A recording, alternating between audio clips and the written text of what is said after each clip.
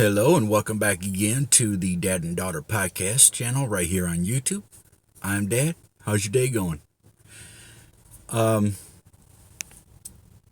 Yeah, normally I'd be looking at my picture that's down here where you guys see it, but I'm going to try and look at the camera. But anyways, the cop killer in, I can't rightly say the previous video I put up about about Xavier Tate Jr. was actually the previous one, or the within the two or whatever. But the video I put up about Xavier being captured, blah blah blah, I believe, do not quote me, but I believe I had mentioned that the person he stayed with, or the person that allowed him into his apartment house, I think it's an apartment, I hope he gets charged as well for like harboring a fugitive or something like that. But guess what? This came up about a day ago, and I just now have some time to get to it. And this is the gentleman here. If this is not Tate, this is the gentleman. Okay, let me slow down. Let me slow down because I tend to get a little fast. If this is not the gentleman, again, okay, if this is not Tate Jr., this is the gentleman that Tate stayed with. Okay. It's been applied that it's his brother. It could be actually a friend. It could be, some Joe Blow down the street. I don't know. Okay. Do not know that. And I have not read through this article before recording, so we're going to find out some stuff together. But the title says, Glendale Heights man charged with helping accused cop killer Xavier Tate Jr. evade arrest. And I was lucky enough to play the video in the last one, or a few of them, without having to sign into my TikTok or anything like that. But let's see if we have the same luck here. I'm going to play this video if it plays.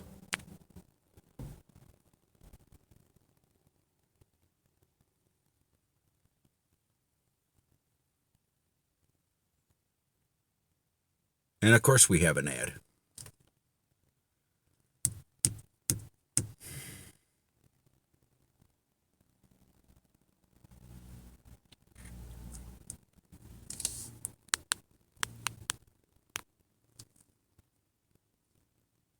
She describes her neighbor who was arrested as pleasant and courteous. Tonight, Malik Murphy is free on pretrial release. That neighbor had no idea perhaps the most wanted man in the area was on the other side of her wall. She describes her neighbor who was arrested as pleasant and courteous. Tonight, Malik Murphy is free on pretrial release, charged in DuPage County with felony concealing or aiding a fugitive. I was just shocked because he wasn't, Malik wasn't really the type of guy that I would expect to be, in this type of sort of serious situations. Baylor Esposito lives next door to Murphy in the Ellen Crossing Apartments, where Xavier Tate Jr. was arrested Wednesday night. Authorities have declined to say how Tate and Murphy knew each other or what led police and U.S. Marshals to Glendale Heights. Anywhere that Tate was, as we determine who he was with and what he was doing, will be held accountable for their role in that. Investigators say Tate had been at Murphy's apartment for the 2 or 3 days before his arrest. Esposito says during that time she never saw Tate, but that Murphy strangely knocked on her door several times, the reason unclear. Because she had the flu, she says she never answered. It's freaky to think that Xavier was in his home.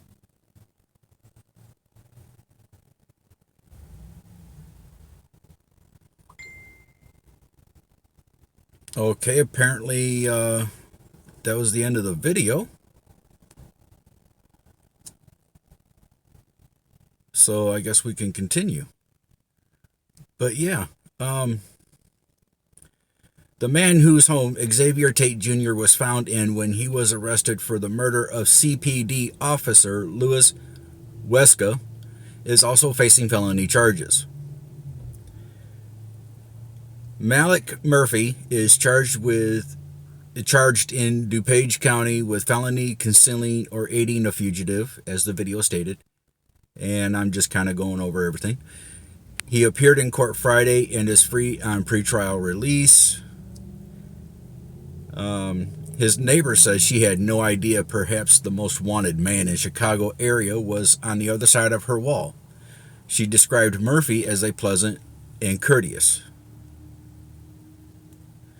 I was shocked because he wasn't the type of guy that you would expect to be in this sort of situation, Baylor said. I'm guessing that's Esposito. Anyway, she lives next door to Murphy in the Allen Crossing apartments where Xavier Tate Jr. was arrested Wednesday night. Authorities have declined to say how Tate Jr. and Murphy knew each other or what led to police and U.S. Marshals to Glendale Heights. Anywhere that Tate was, as we determined who he was with and what he was doing. Anywhere that Tate was, as we determined who he was with and what he was doing, will be held accountable for their role in that, said Chicago Chief of Detectives Antoinette. Yeah, I'm sorry, I didn't catch the last name pronunciation of this lady officer, so I'm probably gonna murder her name, so I'm not gonna say it. But investigators say Tate had been at Murphy's apartment for 2 or 3 days before his arrest. Esposito said during that time she never saw Tate, but that Murphy strangely had knocked on her door several times for unknown reasons. She said she never answered the door because she had the flu. And it's freaky to think that Xavier was in his home when he was knocking, she said. ABC7 tried to knock on Murphy's door Friday but got no answer. Probably doesn't want to be bothered because he's already facing a slew of charges. But, okay, well, not maybe a slew, but facing charges himself. But yeah. This is what happens when you harbor a fugitive. You get caught up in the middle of things even though you think you're not going to be. So, be careful with that.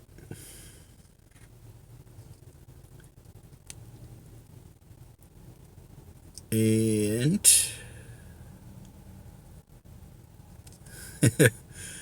wow, I can't really find a good thumbnail, actually.